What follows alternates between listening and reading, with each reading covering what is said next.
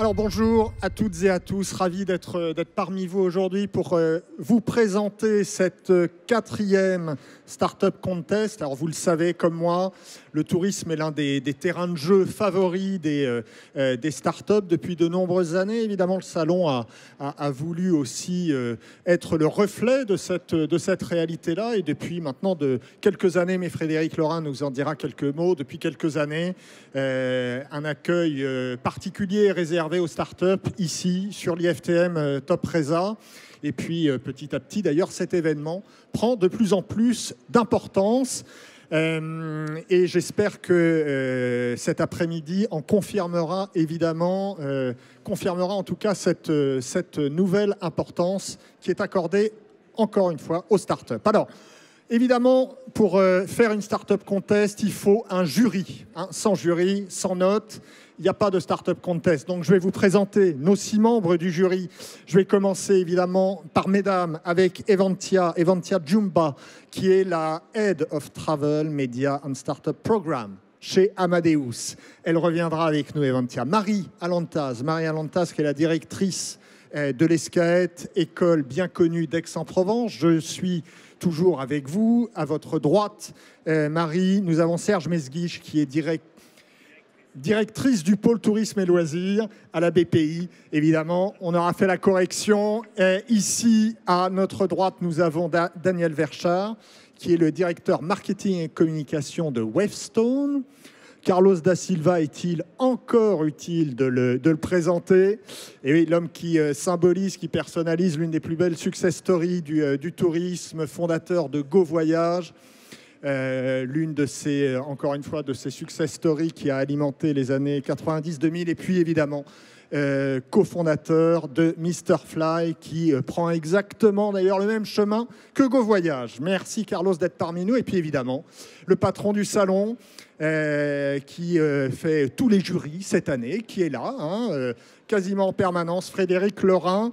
Merci Frédéric d'être avec nous. On a, Frédéric, un partenaire historique sur cette Startup Contest et on va lui donner la parole tout de suite. Evantia Jumba, vous êtes, je rappelle, Head of Travel, Media and Startup Program chez Amadeus. Evantia, quelques mots d'introduction.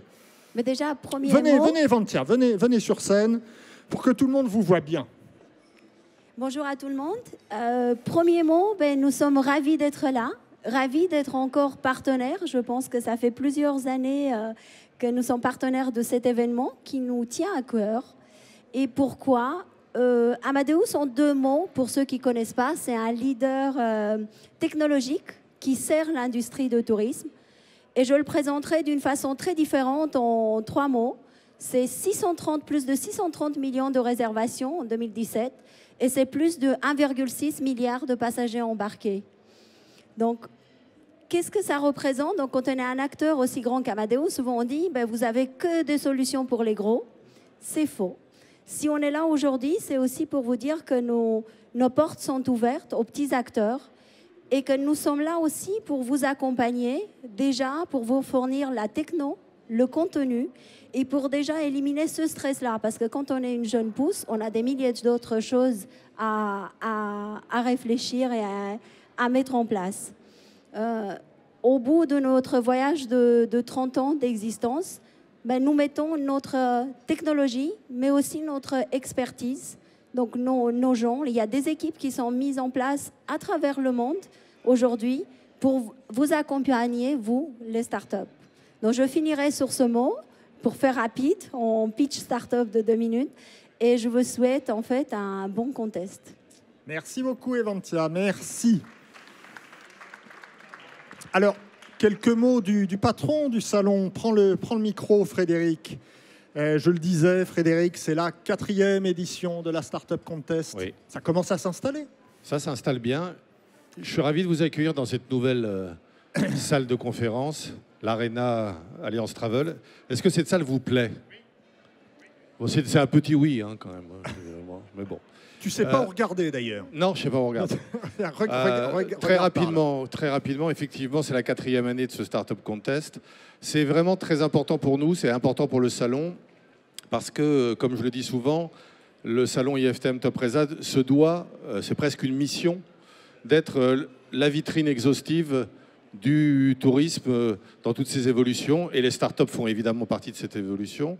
Et c'est vraiment dans notre ADN de les accueillir du mieux qu'on peut pour leur donner la parole et pour donner l'occasion, l'opportunité à des jeunes pousses d'être en contact avec l'ensemble des acteurs de la profession et de pouvoir pendant 4 jours, sous un même toit, et une unité de lieu, pouvoir présenter leurs produits. Alors bienvenue à cette 4e édition de la Startup Contest et je renouvelle mes remerciements à Amadeus pour leur fidélité constante dans l'événement. Merci. Merci beaucoup Frédéric. Tiens, alors un petit mot quand même aussi de l'ensemble des parrains.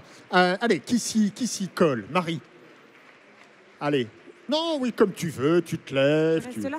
Ouais, tu peux rester là. Ça marche. Oui, ça marche. Nous, on est ravis aussi au niveau de l'ESCAET d'accompagner le Startup Contest depuis aussi le début. L'ADN de l'ESCAET, c'est d'accompagner des étudiants depuis 30 ans. Ça fait 10 ans aussi qu'on accompagne des professionnels à monter en compétences et qu'on accompagne beaucoup de créateurs de projets qui ne sont pas forcément des startups innovantes, mais en tout cas des porteurs de projets. Et ça fait 2 ans aussi qu'on s'est vraiment spécialisé dans l'accompagnement de startups. Donc ça nous paraît logique d'être là. C'est une évolution naturelle d'accompagner aujourd'hui des startups aussi à se développer. Donc on est ravis d'être là au niveau de l'ESCAET. Merci Marie. Serge, à la écoutez, BPI. Comme d'habitude, même discours, mais toujours beaucoup de choses. Donc BPI France, c'est bien sûr la banque de l'innovation. Là-dessus, on est présent à travers des concours d'amorçage, de jeunes entreprises, de prêts à taux zéro, prêts à l'innovation, et également dans des prises de participation à travers notre fonds d'investissement tourisme. Merci Serge. Monsieur Verchard, oui, quelques petits mots. Daniel. Wavestone est un cabinet de conseil en transformation, pas seulement en digital. Et on est pour la première fois cette année sponsor du Digital Day, qui a lieu juste à côté, où il y a eu ce matin 3 belles conférences autour de la réalité augmentée, l'intelligence artificielle et l'expérience client. Et on continue notre programme de contenu, d'expertise, avec demain une belle conférence et jeudi aussi sur tout ce qui est Smart Airport. Ça marche, on y sera. Carlos. Et Mr Fly, Mr Fly, nous, on se considère encore comme une start-up, donc j'avais hésité à être là pour concourir ou ici. Bon, on m'a dit non, ta place, ça va être là aujourd'hui, donc je suis très content d'être là. Mais en tant que jeune start-up, je souhaite bonne chance à tous ceux qui vont passer parce que je sais que c'est toujours un moment très particulier et un peu stressant, donc bravo à eux d'avance. Bon, on leur souhaite en tout cas le même destin que Mr Fly. Merci beaucoup, Carlos. Alors, on va donner quelques règles. Déjà, juste quelques informations, parce qu'on est arrivé à 10 startups qui vont concourir aujourd'hui. Mais au départ, on est parti avec 23 startups. Vous allez voir les noms s'afficher. 23 startups. Je ne vais pas toutes les citer, évidemment, mais il y a eu un vote du public qui s'est fait sur Internet. Et puis, au bout de ce vote, eh bien, il y a eu 10 startups qui ont été retenues. On va voir s'afficher les 10 chanceuses qui vont arriver sous vos yeux. Voilà, les 10, je les cite. Applebike, Blue Valet, Edgar, Fair Jungle, Cocooning. Oui, ça mérite des applaudissements. Money Yeti, Out of Reach, Share Your Trip, Share Group et A Blue. Bravo déjà à elles. Bravo à elles. C'est déjà une belle performance d'être ici. Et bien sûr, on va être prêt à les écouter, à écouter leur pitch pendant cet après-midi. Et vous savez que les prix, on ne se moque pas du monde ici. Les prix sont extrêmement beaux. Frédéric Laurin ne me dira pas l'inverse. Le premier prix, c'est un stand de 9 mètres carrés. Le gagnant, aujourd'hui, il va avoir le droit de revenir l'année prochaine avec un stand de 9 mètres carrés. C'est pas rien. Le deuxième, il aura un stand de 4 mètres carrés. Le troisième, il aura un stand au Hub Travel. Et puis, nous aurons aussi un prix spécial du jury. C'est pour ça que je vous demande bien d'écouter chacun des pitchs auxquels vous allez assister, parce que vous allez vous-même voter à la fin de cette Startup Contest. Alors, quelques règles. Quelques règles. Donc on a dit 10 finalistes, on va tirer au sort l'ordre de passage. Chaque start-up va disposer de 4 minutes. 4 minutes. Ça, c'est ultra important. Ceux qui ne me connaissent pas encore, au bout de 2 minutes, je préviens tout le monde, au bout de 2 minutes, moi, j'arrête tout. Donc, vous n'aurez même pas le droit de terminer votre phrase. J'arrête tout au bout de 2 minutes. Hein, j'arrête les micros.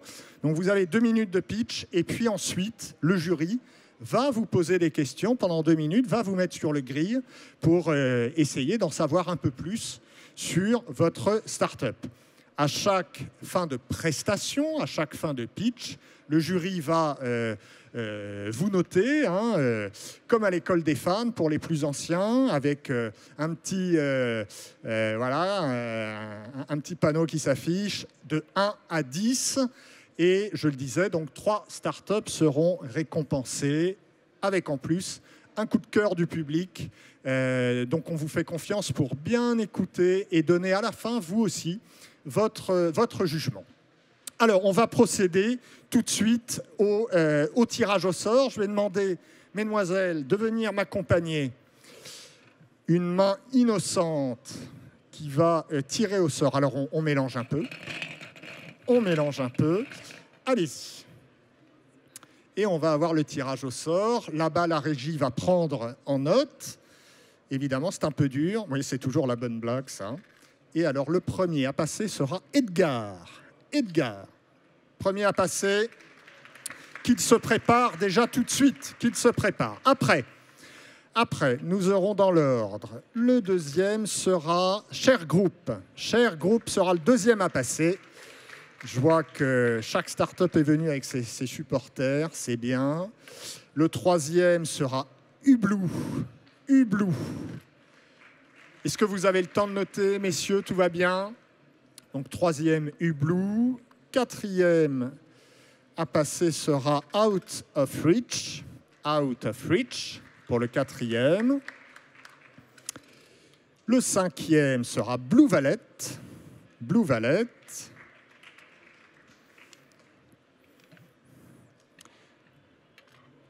Le sixième, Cocooning.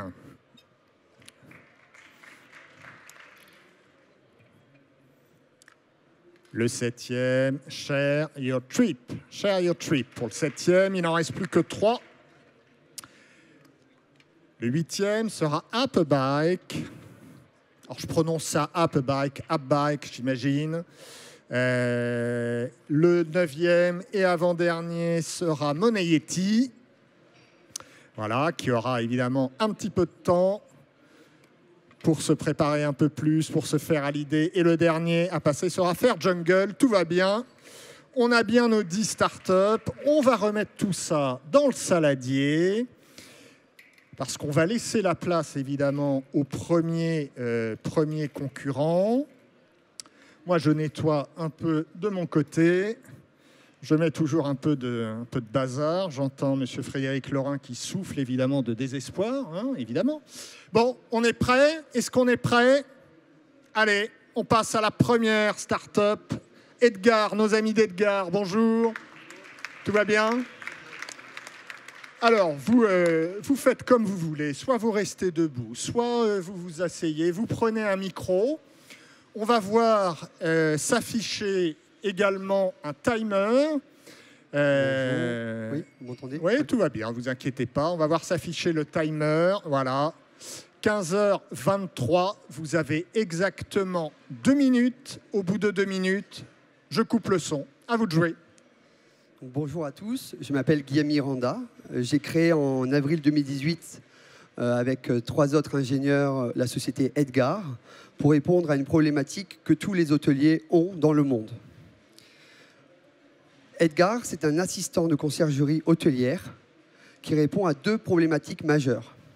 De favoriser l'engagement client pendant le séjour, améliorer l'expérience client, et de proposer une solution pour améliorer la e-réputation de chaque hôtelier. Alors vous le savez, aujourd'hui, un client qui n'est pas incité à réaliser le maximum d'activités va moins dépenser. Il y a un chiffre, 46%. c'est la différence entre un client qui est engagé pendant son séjour et un client qui n'est pas engagé. La deuxième problématique, c'est la réputation sur les réseaux sociaux. Plus un point, ce qui est énorme sur les réseaux sociaux, change les 3 KPI d'un hôtel. L'ADR, le RevPAR et le taux d'occupation. À titre d'exemple, un hôtel qui fait 1 million de chiffre d'affaires à Paris, avec 35 chambres, s'il augmente de 1 point sa réputation, ça augmente en moyenne de 20 000 € sa marge nette en fin d'année. On a une solution. Cette solution, on l'a développée pendant 2 ans. C'est une solution de web application. Aujourd'hui, on n'a plus d'espace sur son iPhone pour télécharger une application. Donc l'application, elle est sans téléchargement. Elle est anonyme, parce qu'aujourd'hui, on ne veut plus laisser son adresse mail, on ne veut plus donner son numéro de portable, on ne veut pas se connecter avec Facebook. Donc on se connecte avec son numéro de chambre et son mot de passe et son nom de famille. Donc très simple. Elle est dans sa langue, parce qu'aujourd'hui, on veut quelque chose de simple, dans sa langue, et elle est automatiquement mise dans la langue de n'importe quel téléphone. On va utiliser la langue du smartphone, avec Google Cloud et l'intelligence artificielle de Google Translate. Merci, monsieur Edgar, merci beaucoup. Nous sommes au bout des 2 minutes. On est bon. Merci. Ah oui, c'est cruel. Non, c'était bon, j'ai fini. Ah, j'ai fini. Bon, non, c'est bon. Alors, génial. Alors, le jury est là pour vous mettre un peu sur le gris, pour en savoir un peu plus. On a 2 minutes pour les questions. Alors, qui veut s'y coller? Frédéric? Oui, vous m'entendez? Oui. Oui.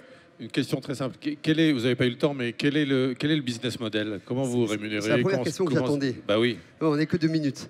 Alors, aujourd'hui, un hôtel n'a pas forcément de budget pour payer une application de conciergerie parce qu'ils ont du mal à calculer le ROI. Donc, on s'est dit, on va le faire gratuitement. Mais il faut trouver un business pour gagner de l'argent.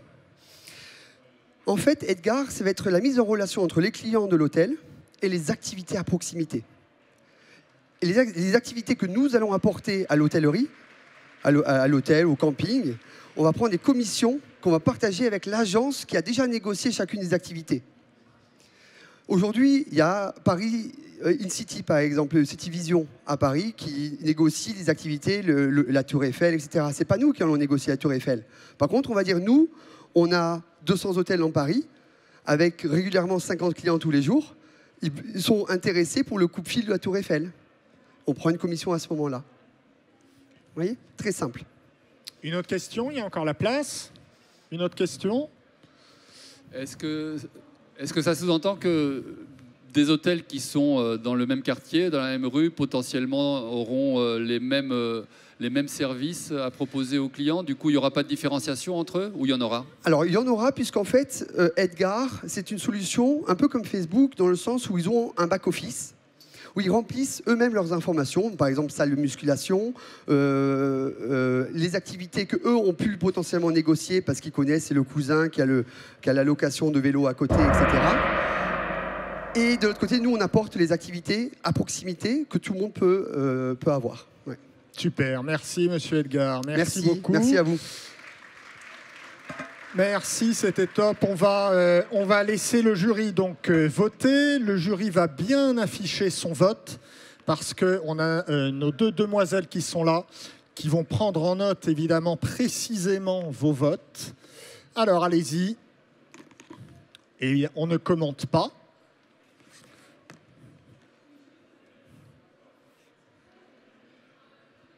Monsieur Mesguich, qui fait cavalier seul. 3, 6, 7, 7, 7, 7. C'est bon pour vous? Eh bien, c'est super. Parfait. Merci beaucoup. Alors, on va passer tout de suite à la deuxième start-up et je vais appeler tout de suite Cher Groupe. Cher Groupe, où est-ce qu'ils sont? Ils sont là. Alors, vous allez prendre le micro, vous avez la zapette si vous en avez besoin, si vous avez une présentation. Donc, prenez la zapette, n'hésitez pas. Vous connaissez la règle du jeu. 2 minutes, au bout de 2 minutes, je coupe tout. À vous de jouer et bonne chance. Merci. Bonjour à tous. Je suis Franck, cofondateur de Cher Group. Alors, Cher Group, c'est la première solution de paiement groupé intégrée au site e-commerce. On est parti d'un constat simple, c'est que lorsqu'on souhaite réaliser un achat de groupe sur Internet, une personne est obligée d'avancer la totalité de la somme pour tout le monde. C'est le cas lorsque vous réservez un séjour entre amis, par exemple, ou que vous achetez plusieurs billets d'avion. Donc si on prend l'exemple d'un groupe d'amis, par exemple, qui part en voyage, La situation est assez classique, c'est-à-dire que chacun va réserver son billet de manière séparée, et résultat, cette jeune fille ne va pas voyager à côté de ses amis. Certains vont même prendre des vols différents, et ils n'auront pas le même prix finalement du billet. Donc nous, c'est la raison pour laquelle on a créé Share Group, pour supprimer ce problème de l'avance. Et comment ça fonctionne? En fait, c'est un widget qui s'intègre directement sur la page de paiement de nos partenaires et qui permet à l'initiateur de l'achat de pouvoir partager un paiement. Donc comment ça marche? D'abord, il choisit de partager le paiement. Ensuite, il réserve le ou les billets qu'il souhaite payer. Et ensuite, il va pouvoir renseigner le numéro de carte bancaire pour valider son paiement. Ensuite, Share Group va lui générer un lien de paiement qu'il va pouvoir partager sur les messengers ou via email pour que les copayeurs puissent payer leur propre part. Alors, du côté marchand, il y a 3 avantages principaux. Le premier, c'est l'enrichissement du CRM avec la collecte des données de contact des copayeurs, en moyenne 3 par commande. Il y a aussi l'augmentation du taux de conversion. Donc nous, on l'a mesuré. Il est en moyenne de 7 points chez nos partenaires en supprimant l'avance d'argent. Et le 3e point, c'est la satisfaction client, puisqu'aujourd'hui, 95% des web acheteurs souhaitent pouvoir partager un paiement depuis leur site favori. En ce qui concerne les partenariats, Share Group bénéficie d'une traction importante sur les 4 verticaux principaux. Le premier, c'est le voyage. Ensuite, il y a l'hébergement, le transport et l'événementiel. Ça nous permet de construire une offre cross-selling pour nos partenaires. Voilà, j'espère vous avoir convaincu. Parfait, merci. Merci beaucoup. Vous gardez le micro parce que maintenant, c'est l'heure des questions. Alors, Eventia. J'avais une question. Quel est le principal frein en fait, que vous rencontrez aujourd'hui et quelle est votre stratégie du coup pour combattre cela? En fait, le principal frein qu'on observe, c'est l'intégration du coup de nos partenaires, puisque côté marketing, qui sont les décisionnaires, c'est validé, et ensuite il y a tout le processus d'intégration avec les partenaires techniques, dont Amadeus du coup fait partie, ou les Booking Engine. Et du coup, c'est pas un blocage, mais c'est vraiment un frein dans le temps, puisqu'on a énormément d'interlocuteurs. Et comment est-ce qu'on le résout? Aujourd'hui, on a vraiment un management de l'intégration avec différents workshops. Et on a simplifié nos processus d'intégration en ayant 3 scénarios d'intégration en fonction des contraintes de nos marchands.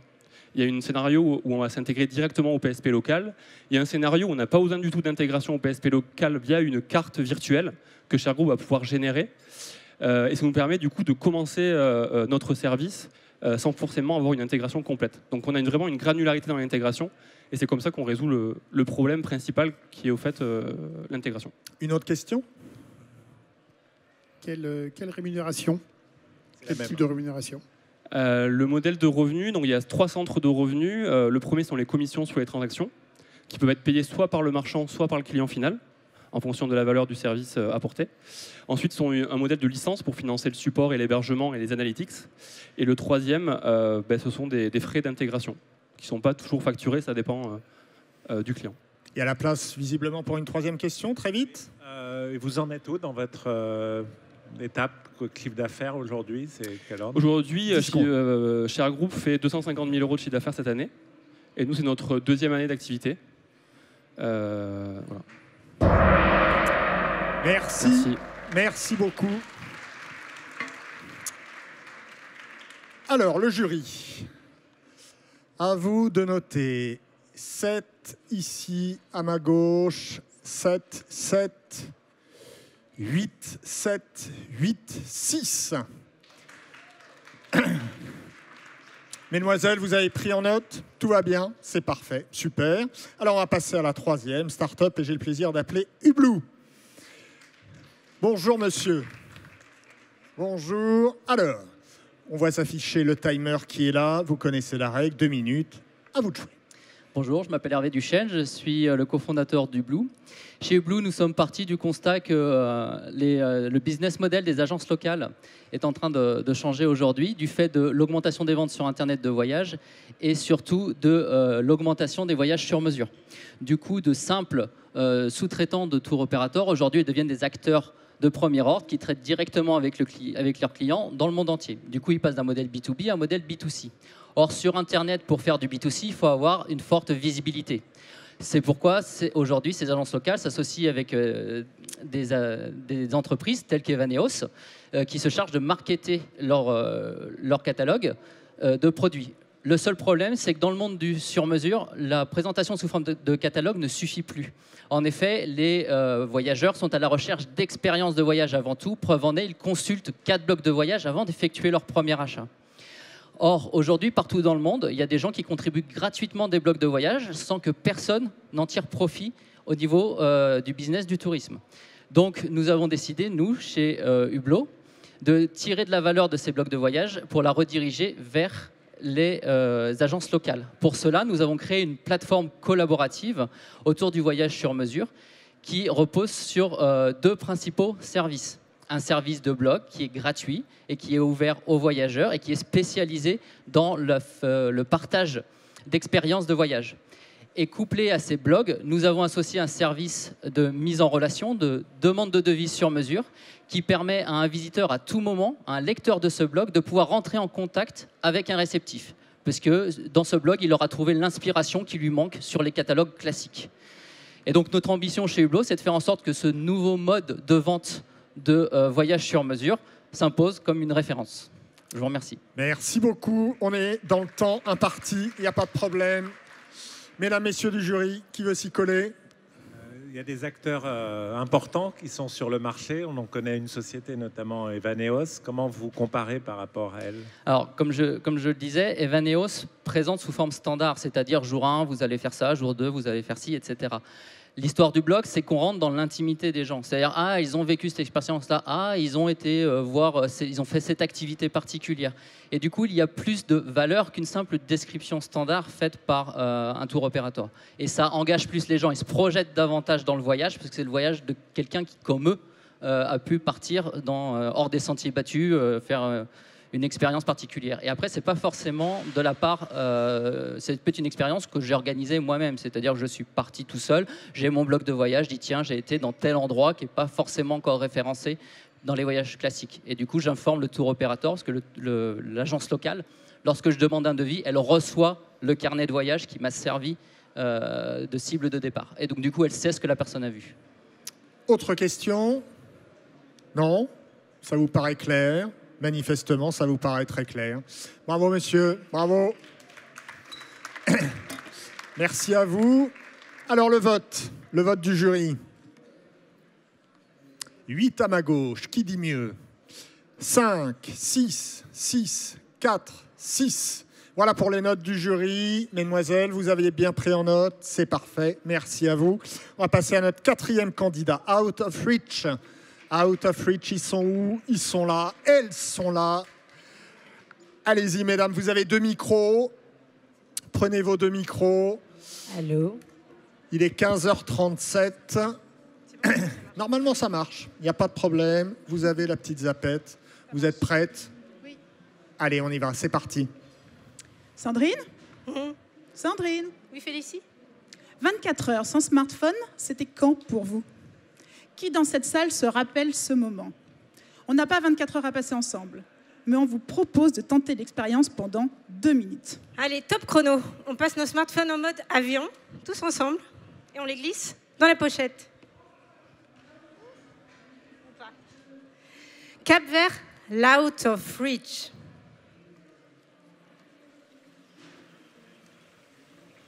Ce bruit-là, ce serait pas le bip-bip d'une notification? Impossible. Ici, aucun signal ne passe. Détendez-vous, ça va bien se passer. Et puis, vous avez prévenu, ce week-end, vous êtes out of reach. Le feu. Vous débouchez une bonne bouteille. Chacun y va de son histoire. Au-dessus de vous, les étoiles. Un selfie? Pourquoi donc? Sandrine, c'est déjà fini. 30 secondes, c'est court. Très. Mais ça vous donne un petit aperçu de ce que l'on peut vivre en partant out of reach. Regardez ce qu'en disent nos clients. Comme un interrupteur on-off. Une première inoubliable. Notre message d'inaccessibilité posté, c'était parti. Notre pari, vous faire déconnecter naturellement en vous envoyant en zone blanche et vous faire vivre une véritable aventure. La déconnexion, l'aventure des temps modernes.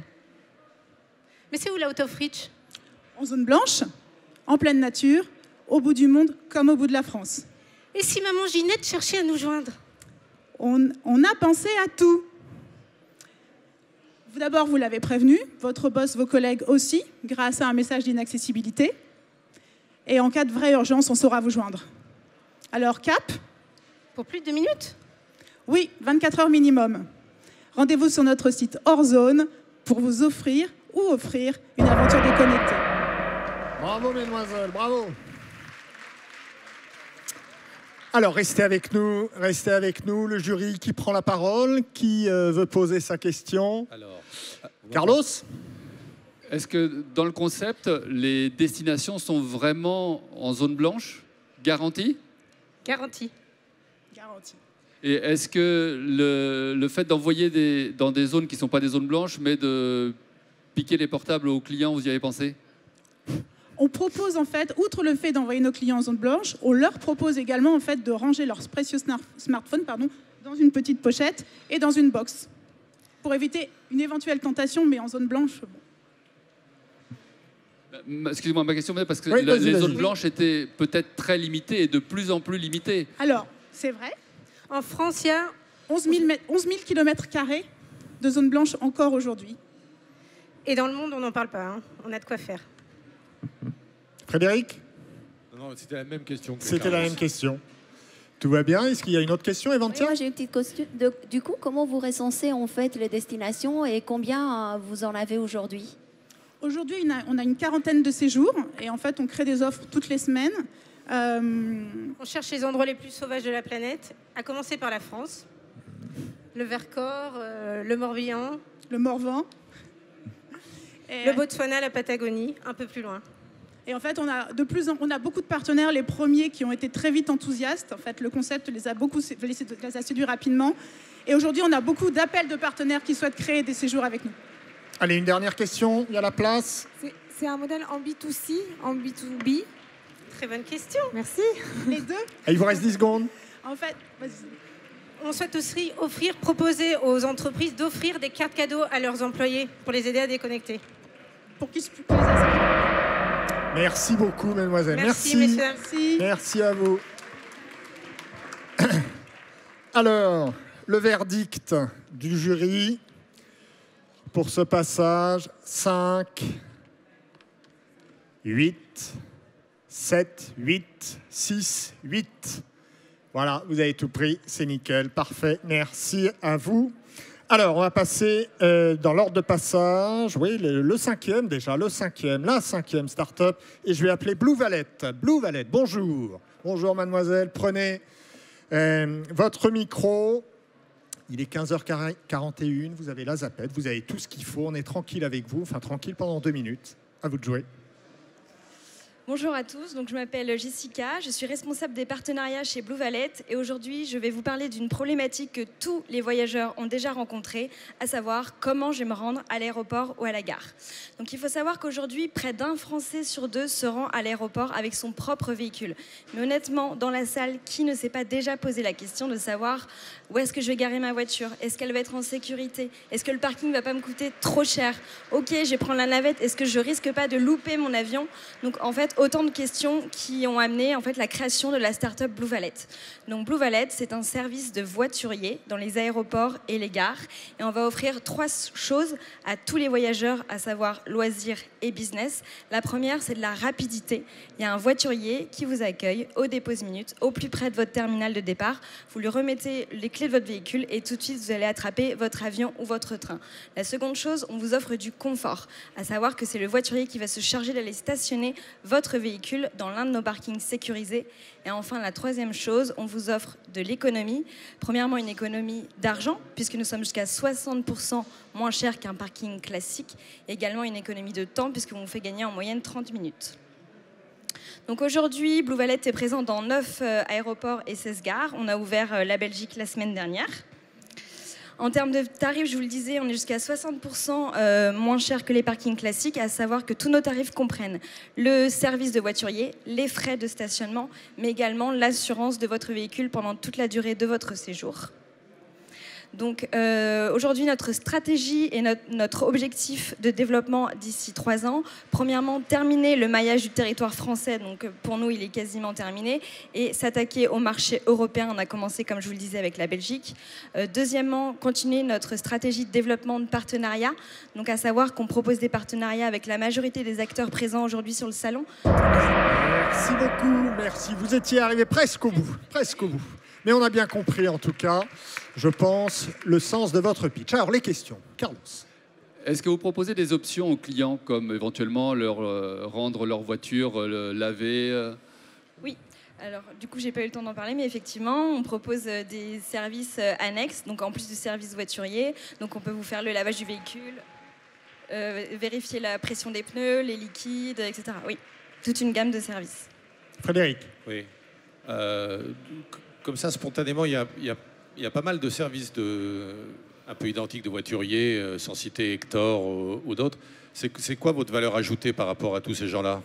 Alors déjà, il faut savoir que oui, il y a pas mal de petites actions, mais en fait en local, dans tel ou tel aéroport. Et en fait, nous, ce qu'on essaye de faire, c'est de préempter le marché à l'échelle européenne, de devenir le référent, l'acteur numéro 1 de services voituriers partout en Europe.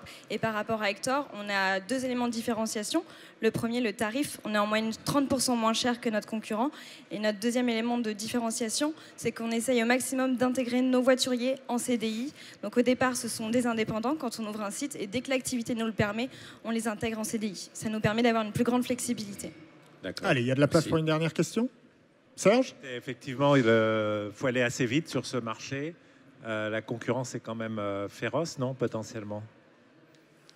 Oui, du coup, comme je vous le disais, oui, il y a de la concurrence, mais enfin voilà, honnêtement, on allait très vite. Du coup, j'ai pas eu le temps de vous le citer tout à l'heure, mais en l'espace d'1 an, par rapport à notre dernière participation à l'IFTM, on a ouvert plus d'une douzaine de sites en 1 an. On a une croissance annuelle de 300%. Donc voilà, tout se passe très bien. Merci beaucoup, merci à vous. Ah, ouais, on était au bout. Merci Blue Valet, merci à vous. Alors, merci. Le jury. 7, 8, 9, 8, 7, 7. Mesdemoiselles, c'est bon pour vous? Super, merci. On est pile à la moitié de cette Startup Contest. Il nous reste donc 5 startups à découvrir. Et tout de suite, j'appelle la première de ces 5, Cocooning. Cocooning, ils sont là. Ah bah oui, normal. Normal, bonjour, vous allez bien? Oui, je vous salue quand même. Alors, prenez votre micro. Oui, c'est vrai. Il s'appelle Pedro. Merci. Alors, vous avez votre micro, la zapette, peut-être pas besoin. Si, peut-être, quand même, on ne sait jamais. Voilà, vous avez tout, vous êtes bien. C'est bon, parfait. On est parti, les 2 minutes. Bonjour, je m'appelle Sébastien. Et donc, voici Pedro, la mascotte de Cocooning, un paresseux, pour symboliser l'idée d'un tourisme où on prend son temps hors des sentiers battus. L'idée de Cocooning est né dans la difficulté qu'on a à préparer un séjour autour d'un thème précis, autour d'une envie, que ce soit un week-end chez un ébéniste, découvrir la truffe, la pêche à la mouche. Donc notre ambition était de mettre dans notre plateforme, dans notre moteur, la réponse à qu'est-ce que vous avez envie de faire avant les traditionnels où et quand. Beaucoup de services répondent au où et quand, mais très peu répondent au qu'est-ce que vous avez envie de faire quand ce qu'est-ce que vous avez envie devient un peu compliqué. Pour cela, le moteur de recherche combine activité et hébergement autour de ces thématiques particulières, de ces envies que vous trouvez, pour certaines, nulle part ailleurs. En ce sens, Cocooning répond à 2 tendances fortes. D'abord, de plus en plus de voyageurs qui recherchent des vacances qui ont du sens, des vacances où on apprend quelque chose. On veut redécouvrir des savoir-faire. Et de l'autre côté, on met en avant des savoir-faire, des pépites du territoire qui trouvent dans cette activité touristique une rémunération complémentaire dont souvent ils ont beaucoup besoin. Conscient que cette plateforme B2C, on est face à des gros concurrents qui ont tendance à faire pareil, on allait plus loin en mettant en place des widgets de rétro-commission qui vont permettre sur un territoire à des acteurs touristiques, donc savoir-faire locaux et des gros hébergeurs par exemple, de facilement se mailler au travers de ces widgets et de se rétro-commissionner facilement à travers le service. Aujourd'hui, on recense déjà plus de 5000 hébergements et 500 activités. Et on veut trouver des partenaires pour aller encore plus vite dans une offre et répondre à des demandes qui sont assez fortes sur des thématiques précises. Parfait, merci beaucoup. Merci Cocooning. Alors, les questions du jury. Qui veut poser la première? Ça semble clair pour tout le monde, non? Non, Serge? Votre coût pour vous faire connaître, ça doit être le coût, mots-clés, etc., marketing pour vous faire connaître. Oui, avec deux problématiques. Et une première problématique, donc sur la partie B2C, effectivement, c'est très compliqué de se faire connaître face à des Airbnb, ça je reviens. D'où l'idée de passer par un mécanisme d'interaction entre les acteurs d'un territoire et de partir du principe qu'un hébergeur, une chambre très connue, aurait envie de faire connaître les pépites de son territoire, parce que finalement, c'est ça qui donne envie aux touristes de venir chez elle, en fait. Et du coup, on s'appuie sur l'audience de ces gens-là pour nous faire connaître. Autre question? Non? Tout vous paraît clair? Si, Evantia? Le maillage entre donc les activités et les hôtels pour créer cet outil inspirationnel, donc comment ça se réalise? Est-ce qu'il y a de profiling ou c'est juste un agrégateur en fait d'activités et d'hébergement? Oui, alors je vais essayer de faire vite. Effectivement, on fait du profiling, c'est-à-dire que comme on a un moteur où les gens tapent qu'est-ce qu'ils ont envie de faire, on voit ce qui remonte et on essaie d'avoir un classement des envies les plus fortes. Typiquement, aujourd'hui, les cours de cuisine, c'est quelque chose qui est très demandé, vegan, bio. Mais derrière, on a de plus en plus de demandes de regroupement d'acteurs qui viennent nous voir pour avoir l'outil, pour dire moi je suis un gros hébergeur, je connais l'artiste peintre, je connais le potier, je connais l'apiculteur qui galère et j'ai bien envie d'automatiser sa présence sur mon site web. Donc en fait on a un peu les deux. On a les richesses du territoire qui existent et d'autre côté nous on voit ce qui est demandé. Et comment vous les intégrez justement? Comment vous les intégrez sur votre plateforme après ce peintre, les activités, comment vous les intégrez? Parce que c'est très différent techniquement après pour rentrer les informations, le tarif, tout ça, les formats sont très différents. Oui, ça c'était une des difficultés qu'on a eues. On essaie d'avoir un outil assez ergonomique et on espère qu'on a réussi. Et après, c'est les gens qui s'inscrivent, mais souvent on passe par des sessions en partenariat, c'est ce que je disais, avec la Chambre des métiers artisanat, avec des offices de tourisme, avec des gens qui peuvent faire venir ces gens-là pour avoir une session de formation. Merci à vous. Merci. Merci. Et désolé pour ceux à qui j'ai tourné le dos. Alors, les notes du jury. Quel est le verdict? 4, 5, 6. Si tu fais 7, non, 6, 5, 6. Mesdemoiselles, vous avez tout pris en note. Tout va bien, c'est parfait. Alors, on passe à la suivante. Tout de suite, on ne perd pas de temps. Share your trip. Share your trip. Vous êtes là. Venez avec nous. Vous êtes venus avec vos supporters, vous avez la zapette, vous avez le micro. 1, 2. 1, 2, tout va bien. Voilà, tout le monde est prêt, le jury est prêt. On vous écoute. 2 minutes, à vous de jouer. Bonjour à tous, je m'appelle Julien Pierrat et je suis cofondateur de Share Your Trip. J'aimerais citer Saskia Cousin, qui est anthropologue et spécialiste du tourisme, qui nous dit que les voyageurs aujourd'hui ne font plus confiance aux experts et aux professionnels, mais à leurs pairs organisés en communauté affinitaire. Face à ce constat, les experts du tourisme doivent s'adapter et intégrer la parole de leurs voyageurs dans leur stratégie digitale. Problème, le contenu qui aujourd'hui n'est pas assez authentique et pas assez qualitatif, car l'information de qualité est noyée dans la masse. Avec Share Your Trip Pro, nous intégrons des modules personnalisés directement dans les sites web de nos clients, des offices de tourisme, des agences de voyage, des TO, des hébergeurs. Ces modules permettent de récupérer et d'afficher les meilleures expériences vécues par leurs voyageurs pour promouvoir de manière innovante leur territoire, leur destination, leur service. Ces expériences sont authentiques, simples, sans fioritures, typiquement le genre d'expérience dont on aime s'inspirer quand on prépare un voyage. Ce contenu est modéré humainement par notre équipe pour garantir des informations de qualité. Bref, avec Share Your Trip Pro, les visiteurs deviennent des créateurs de contenu, de véritables ambassadeurs pour nos clients qui peuvent se concentrer sur leur métier. Nous proposons des abonnements à nos solutions en marque grise et marque blanche depuis maintenant 3 mois et travaillons déjà avec 5 offices du tourisme du littoral aquitain. Avec d'autres clients comme NP qui gère 8 stations dans les Pyrénées, nous travaillons sur la création de plateformes dédiées au partage d'expériences de leurs visiteurs. Nous sommes une équipe de 5 passionnés de voyage, accompagnés par l'incubateur de la région Aquitaine, Bordeaux Unitech. Nos objectifs, c'est de signer plein de nouveaux clients. Merci de votre attention. Beaucoup. Merci à vous. Alors, Daniel. Comment se passe le brief avec l'agence, éventuellement, pour pouvoir hiérarchiser le type de contenu qu'elle souhaite avoir sur son site? Alors, on rentre en contact, on a un cahier des charges tout simplement avec l'agence de voyage. Aujourd'hui, on travaille principalement avec des offices du tourisme. Donc, les expériences doivent être en règle générale hyper positives et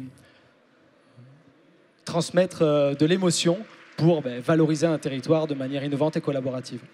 Eventia. Comment vous garantissez, j'ai vu que vous exposez en B2B aussi, la qualité de contenu et surtout que les points d'intérêt existent toujours et que tout est véridique? Ils sont 3 là-bas, on est une équipe et tout est modéré humainement. C'est la vraie valeur ajoutée de notre service, c'est que les informations sont vérifiées par Marie, Eva, Benoît. Mais ça veut dire que dans le modèle B2B, vous vous portez garant vis-à-vis de... Exactement. D'accord. Exactement. De l'information de qualité. Tout est clair? Tout est clair pour vous? Oui, visiblement. Parfait, merci beaucoup. Merci. Share your trip.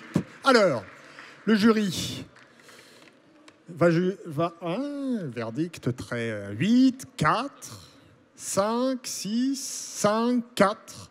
Voilà pour les notes de Share your trip. Mesdemoiselles, c'est bon, c'est nickel, ça m'a l'air. Tout va bien. On va appeler les 3 dernières startups et la première d'entre elles, AppBike. Monsieur AppBike, bonjour à vous. Bonjour, oui, sous les applaudissements, oui. Moi, parce que, entre nous, là, à côté, ils ont l'air d'avoir un peu plus la forme. Hein, alors, je sais qu'on est après le repas, tout ça, mais enfin, ce serait bien d'y mettre un peu d'entrain. Surtout que, sincèrement, moi, ça fait quand même la 4e fois que je fais le Startup Contest. Et la qualité des pitchs ne cesse de s'améliorer d'année en année, franchement. Donc, et puis, c'est pas simple comme exercice, sans rien. Hein, ouais, c'est vachement dur. Bon, on ne stresse pas, on est cool, on est ensemble. 2 minutes, à vous de jouer. AppBike. Bonjour à tous, je suis Marc-Antoine, responsable marketing d'AppBike. Alors, lorsqu'on part en vacances, se déplacer rapidement, d'une façon pratique, agréable et intéressante, c'est primordial. Ne pas gaspiller son temps à chercher le bon itinéraire et à chercher les points d'intérêt que l'on va visiter, c'est essentiel. Alors aujourd'hui, à l'heure où le tourisme représente près de 10% des émissions de gaz à effet de serre dans le monde, à l'heure où les hôtels subissent de plus en plus la concurrence grandissante d'Airbnb, comment répondre à ces grands enjeux? AppBike est la solution de mobilité des hôtels, le premier libre-service accessible directement au pied des hôtels. Un kit technologique unique pour vélo électrique et aussi maintenant pour trottinette électrique. Une innovation avec une application qui permet de déverrouiller jusqu'à 4 vélos électriques, donc idéal pour les familles. C'est le seul bike sharing qui permet aujourd'hui de faire ça. Donc tout simplement, c'est la solution de mobilité la plus smart et accessible sur le marché. Ça passe pas. C'est pas grave.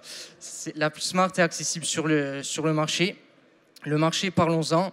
On a d'un côté le marché du vélo électrique qui explose avec une progression de plus de 90% par an des ventes de vélos électriques en France.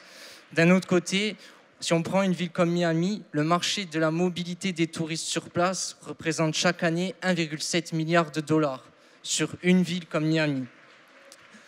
Si on continue, notre business model, il repose sur la revente de nos vélos par notre site de vente de vélos électriques reconditionnés. Et pour le réseau, on a des hôtels partenaires, on leur fait payer un ticket d'entrée au réseau et on leur reverse une partie des commissions sur les recettes. Aujourd'hui, AppBike, c'est un service qui a permis d'économiser 60 000 kg de CO2. Merci beaucoup. Merci AppBike. Merci. Première question, Serge. Ça me paraît intéressant, mais comment vous gérez le sujet des vélos abîmés, détériorés, qui ne fonctionnent pas? Enfin bon, on connaît l'exemple sur Vélib en ce moment. Alors, les vélos sont équipés de GPS, donc on sait en permanence où ils sont. On a misé sur un libre service haut de gamme. Donc on est partenaire avec Bosch et Peugeot, donc on a des vélos de très bonne qualité, donc, et qui sont dans des espaces sécurisés, dans des hôtels, comparé au Vélib, aux autres bike sharing. Donc on a eu 0 vol et 0 vandalisme depuis 1 an que le service a été lancé. Oui, dans la continuation de la question de Serge, on sait qu'il y a certains de vos confrères qui ont eu quelques déconvenues sur la location de vélos en libre service. Est-ce que vous avez intégré, parce que vous êtes en train de dire que c'est dans des espaces sécurisés, mais vous êtes quand même pas à l'abri de dégradation, de vol et des choses. Est-ce que ça c'est intégré en amont dans le business plan? Les frais de maintenance, les frais de remise en état Il y a des frais de maintenance, évidemment. Tous les 10 jours, on envoie des agents à nous sur les stations pour s'assurer du bon état des vélos. Ça, bien sûr, c'est intégré. Mais comme le vélo est dans un hôtel, forcément, ça réduit considérablement les frais de casse qu'il peut avoir sur un Carlos libre service. Vous avez commencé depuis combien de temps et vous avez un parc de combien de vélos à ce jour? On a commencé en juin 2017. Et aujourd'hui, on a 150 vélos électriques. Pour prendre un exemple, Jump, qui vient d'être racheté par Uber, a pour objectif de réaliser un chiffre d'affaires de 6 € par vélo et par jour sur San Francisco. Aujourd'hui, on réalise 17 € par vélo et par jour sur Ajaccio. Bravo Happy Bike. Merci beaucoup. Merci beaucoup. Merci à vous. Alors, quel est le verdict du jury pour notre ami d'Happy Bike? 9, 7, 8, 8, 6, 7. Voilà, quelles sont les notes, mesdemoiselles? C'est bon, merci beaucoup. Alors, avant-dernier passage, j'ai le plaisir d'accueillir à mes côtés Monet Yeti. Monet Yeti, bonjour. Ouais, vous êtes... C'est de la vraie? C'est de la... Non, c'est pas de la vraie, heureusement. C'est de la fausse. C'est de la fausse. Et on prend la zapette. Vous êtes l'avant-dernier à passer. Il est 16h. C'est bon, on est dans les temps. Vous avez 2 minutes. Le jury est prêt. Nickel, on est parti. Eh bien, je vais vous parler d'un sujet qui nous concerne tous. Le pouvoir d'achat. Le pouvoir d'achat en voyage. Qui n'a jamais été surpris par les frais prélevés par sa banque lors d'un retrait à l'étranger? En réalité, les voyageurs français l'année dernière ont perdu 711 millions d'euros en frais bancaires cachés et en frais de change. C'est considérable. Ça représente une nuit d'hôtel perdue par voyage ou un bon restaurant. Chez Monet Yeti, nous avons décidé d'utiliser la data pour nous battre, pour mettre fin au mythe sur l'argent à l'étranger, en termes de budget et vie locale, d'espèces, de cartes bancaires et de conseils et prévention. Nous avons agrégé énormément de données et créé des outils pour permettre de répondre à toutes les questions que se posent les voyageurs sur leur argent à l'étranger.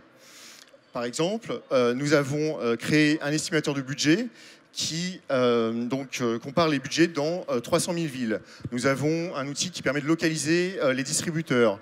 Nous avons créé un comparateur de bureaux de change et pour lequel nous sommes branchés sur 10 000 bureaux de change et nous avons leur taux en temps réel. Nous avons également décortiqué toutes les conditions tarifaires des cartes bancaires pour permettre de créer un simulateur de transaction et pour vous permettre de vous indiquer exactement quel sera le coût de votre carte bancaire et de proposer des alternatives.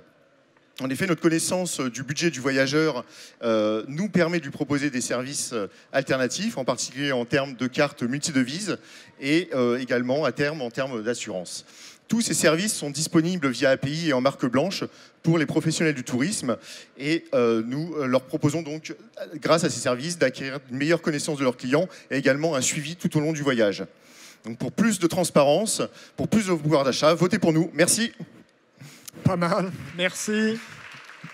Alors restez avec nous, gardez le micro, les questions, le jury c'est tout. Non, forcément vous avez des questions. Serge.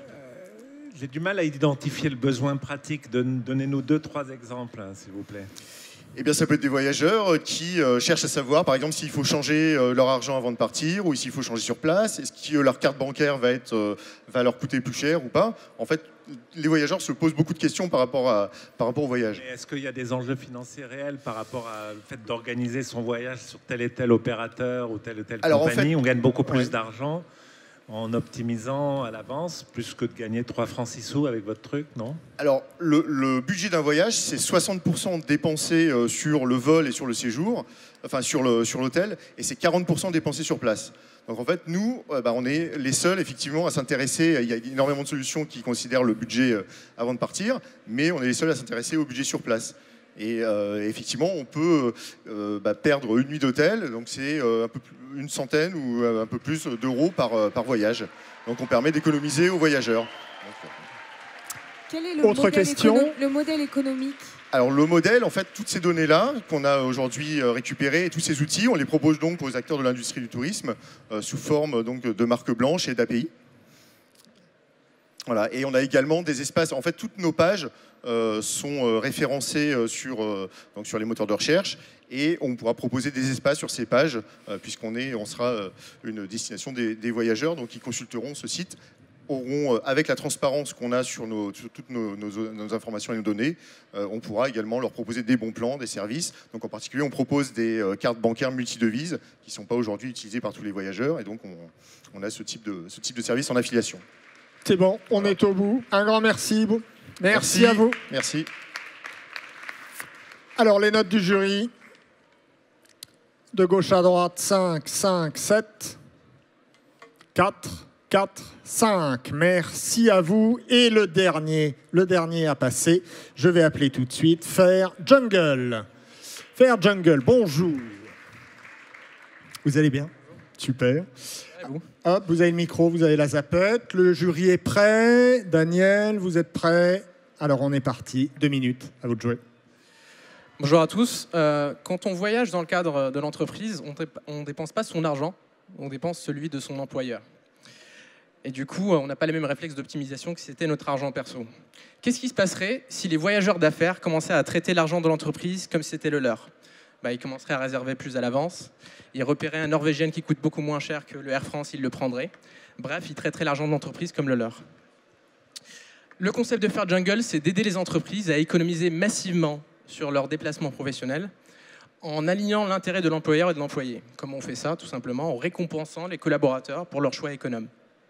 Très concrètement, les algorithmes de Fair Jungle permettent de prédire ce que va dépenser l'employé lors de son déplacement professionnel, donc sur la base de la politique voyage de l'entreprise et des tarifs en temps réel sur le marché. Le collaborateur réserve comme il fait aujourd'hui, donc à travers son SBT ou son agence de voyage. À la fin de son voyage, il est récompensé à hauteur d'un pourcentage de l'économie qu'il a dégagée. C'est comme un programme de fidélité, sauf que ce n'est pas à la surconsommation, c'est à l'économie, et c'est 20 fois plus rémunérateur que les miles classiques. En quelques chiffres, Fair Jungle, c'est 29% d'économie pour les entreprises, 82% de taux d'utilisation, 93% de taux de satisfaction des utilisateurs. Globalement, ce qu'on a remarqué, c'est qu'en motivant et en récompensant le bon comportement de l'entreprise, on arrive à avoir un ROI financier qui est monstrueux, mais au-delà de ça, il y a un ROI culturel où les collaborateurs deviennent solidaires de l'entreprise dans la promotion d'une culture responsable. Merci beaucoup.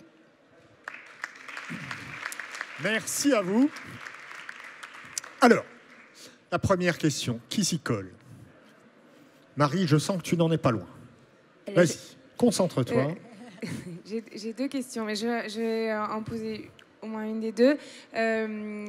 Qu'est-ce que vous faites sur le voyage d'affaires? Tout est basé sur des contrats globaux qui sont passés entre les entreprises et les compagnies aériennes, par exemple, si on prend sur la partie aérienne. Donc, et avec des remises arrière qui sont négociées, qu'est-ce que vous proposez comme alternative dans la négociation, dans l'achat en fait, entre l'entreprise et la compagnie aérienne? Nous, on ne propose pas d'alternative au niveau de l'achat. Nous, notre constat, c'est de se dire mettre en compétition les différentes airlines en temps réel est plus intéressant pour les entreprises que les marges arrière apportées par les airlines. Donc, un exemple, c'est que les marges arrière sont de l'ordre de 5 à 10%, là où un système d'incentive directement auprès des employés peut dégager une trentaine de pourcents. Donc c'est vraiment mettre en compétition les différentes airlines à l'instant T, parce que sur un Paris-New York, un Norvégien coûte littéralement 3 fois moins cher qu'un Air France. Oui, mais vous avez fait une étude sur l'ensemble des voyages, parce qu'il y a des voyages qui sont à un moment, au dernier moment, qui sont contraints et qui vont être du coup 10 fois plus chers s'ils sont pris au dernier moment. Et si on n'est plus dans le cadre d'un contrat cadre, forcément le tarif ça sera beaucoup plus cher. Tout à fait. Sur du long courrier, les contrats cadres peuvent être plus intéressants que les tarifs. Nous, de toute façon, ce qu'on dit, c'est que quand il y a un arbitrage en temps réel sur le marché entre deux compagnies aériennes où il y en a une qui est beaucoup moins chère que l'autre, c'est dans l'intérêt de l'entreprise de pousser les collaborateurs vers le moins cher. Par contre, si les contrats cadres sont bien négociés et qui sont plus intéressants que le reste de l'offre sur le marché, c'est normal que ce soit eux qui prévalent. On parle beaucoup d'aérien. Et ça ne concerne que l'aérien ou c'est aussi, ça fait aussi pour les locations de voitures, pour les hôtels? Aujourd'hui, c'est train, avion et hôtel. Ça peut être applicable à la location de voiture. L'idée, c'est que sur l'aérien, c'est de l'arbitrage entre différentes compagnies, voire de la flexibilité horaire. Sur de l'hôtel, ça peut être du basculement vers du Airbnb ou des hôtels moins chers. Sur le train, c'est typiquement le levier, c'est la flexibilité, basculer de la première à la seconde. Quels sont vos clients aujourd'hui? Alors, nos clients aujourd'hui, ça varie de la grosse boîte type OVH, qui a énormément de déplacements à l'international, et ça peut aller descendre jusqu'à des startups de 200 personnes qui ont des déplacements plus raisonnables.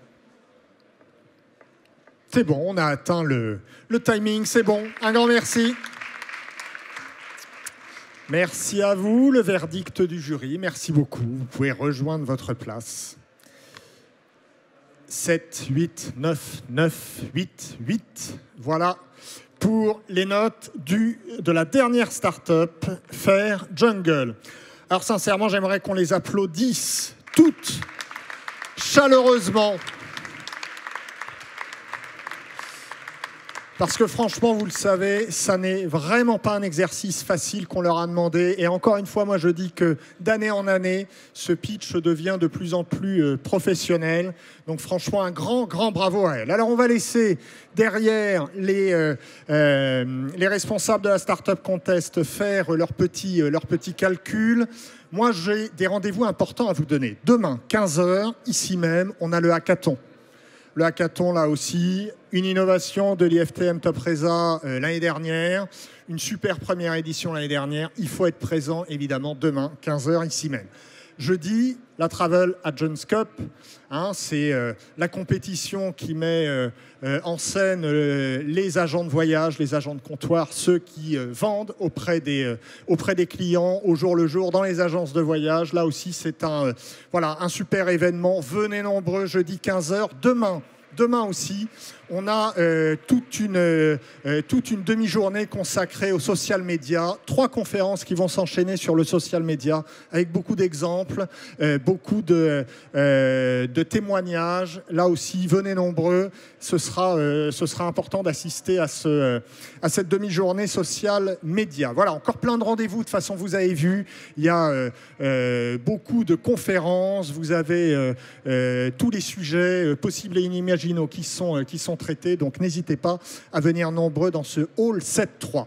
Alors, je vais me tourner vers mes amis pour voir si c'est fait. Non, pas encore. Les calculs sont en train d'être faits par nos amis. Juste un petit mot. Tiens, Carlos, c'était ta première, toi, hein? Je crois que c'était la première fois que tu étais au Startup Contest. Un petit témoignage sur cette première. Alors, c'est toujours... je me mets à leur place, parce que, et c'est vrai que c'est quand même très très compliqué là, les 2 minutes chrono. J'avoue que je me suis dit plusieurs fois, oula, si j'étais à leur place il y a 3 ans quand on a lancé Mr. Fly, qu'est-ce que j'aurais bien raconté à ce moment-là? Surtout qu'en plus nous, la base c'était de dire on va improviser, donc ça aurait été difficile à vendre. Au jury en disant voilà, l'idée c'est qu'on va improviser, mais vous verrez. Comme quoi. On y croit. Comme quoi. En tout cas, l'improvisation peut payer. Frédéric. Il y a pire comme improvisation que Mr. Fly, quand même. On est bien d'accord. Alors, est-ce qu'on a progressé un peu? Oui, on est bon, on est quasiment bon. Alors, on va procéder dans l'ordre avec le 3e prix. Le 3e prix, je le rappelle, c'est un stand au Travel Hub. Le Travel Hub, c'est juste ici, en tout cas 7 étages cette année. Là aussi, c'est un endroit... Oui, Frédéric, sur le Travel Hub? C'est l'espace Startup, le Travel Hub, c'est ça, exactement. Donc, on va remettre ce 3e prix. Ce 3e prix, tiens, c'est vous qui allez le remettre. Serge et Marie, venez ici, tiens. C'est vous qui allez vous y coller. Alors, Serge, Marie, on va découvrir ensemble le gagnant, le nom du gagnant qui va s'afficher pour la 3e place. 3e place, Happy Bike. Happy Bike. Bravo Happy Bike, venez avec nous. Vous finissez sur le podium à la 3e place. Vous aurez donc votre stand l'année prochaine au Hub, Travel Hub. Alors restez là pour la petite photo. C'est bon, super. Un grand merci à vous, merci. Et bravo Happy Bike. Alors pour le deuxième prix du jury, je vais demander à Carlos et Daniel de me rejoindre et on va découvrir ensemble celui qui marche sur la deuxième. Ah et voilà, deuxième position, Blue Valet. Blue Valet. Bravo mademoiselle. Alors la photo, Blue Valet en numéro 2.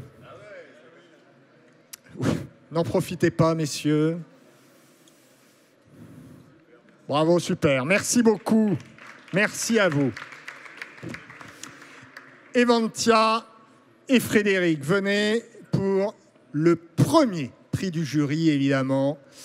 Alors, qui remporte cette année la Startup Contest? Attention, ça s'affiche. Ça va s'afficher. Fair Jungle. Bravo à lui.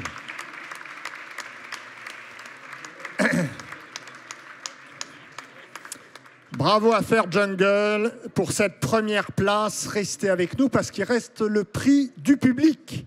Et c'est vous qui allez voter. Eh oui, c'est vous qui allez voter. On va voir ça tout de suite. D'abord, on laisse la photo pour Fair Jungle. Bravo à vous. Bravo. Merci Eventia, Frédéric. Eventia, vous allez rester... Tiens, Eventia, vous allez rester avec nous parce que c'est vous qui allez remettre le prix spécial du public. Le prix coup de cœur. Alors, on va voir s'afficher, s'il vous plaît, les recommandations pour pouvoir voter. Vous allez voir s'afficher un numéro, normalement. Voilà. Alors, vous envoyez par SMS le numéro de votre réponse au 06 44 64 69 00. Vous envoyez le numéro, le 1, le 2, le 3, le 4, le 5, le 6, le 7, le 8, le 9 ou le 10. Et vous avez 1 minute pour faire ça. C'est très simple à faire. Allez-y, déchaînez-vous, faites-vous plaisir. Hein, évidemment. On va voir, tiens, si le prix coup de cœur du public est différent de celui du jury. Ce qui est tout à fait possible. Oui, tu as raison, Eventia, c'est tout à fait possible. On va voir ça. On vous laisse encore le temps de voter. Je vous rappelle les rendez-vous importants. L'hackathon demain à 15h, ici même, dans cette très belle salle Arena. C'est la première fois qu'on a cette salle circulaire qui est vraiment une réussite. Bravo à ceux qui l'ont mise en place. Bravo Frédéric, Stéphane pour cette magnifique salle Arena.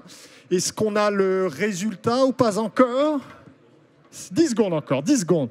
Je disais le hackathon, évidemment. Je disais la Travel Agents Cup, ici même, aussi à 15h jeudi. Surtout, n'oubliez pas le social media. Une demi-journée entière qui commence à 10h30. Demain matin jusqu'à, je crois que c'est aux environs de 14h15 pour nos 3 conférences social media avec des témoignages, avec des experts.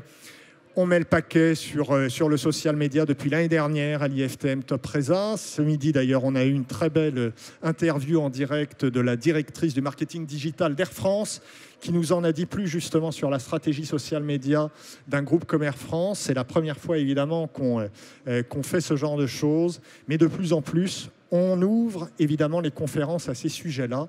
Et c'est plutôt une très bonne chose. Alors, on a le prix spécial du jury qui est différent, Eventia, qui est différent, comme tu le supposais bien, du prix du jury, et j'appelle Out of Reach.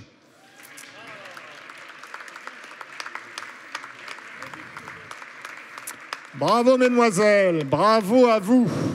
Et vous avez gagné un stand au Travel Hub l'année prochaine. Bravo à vous.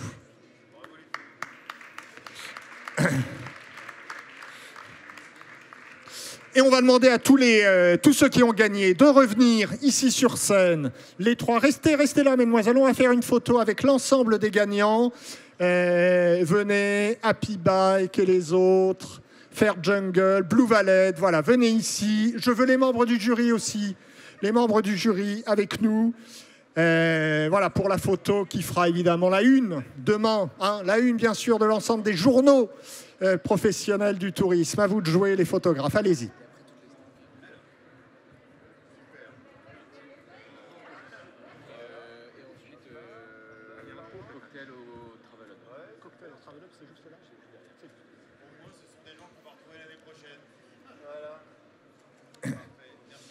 Et les autres startups là, qui ont concouru aussi, ben oui, il n'y a pas de raison. Toutes les startups là, allez, les 6 ou 7 autres là, qui ont concouru, merci à vous, franchement, venez, parce que c'était un super exercice. Oui, venez pour la photo. Ouais, juste pour la photo. Il n'y a pas de raison. Il n'y a pas de raison. Vous avez fait le même boulot que les autres. Encore une fois, c'était un exercice difficile. Donc venez toutes et tous pour la photo générale.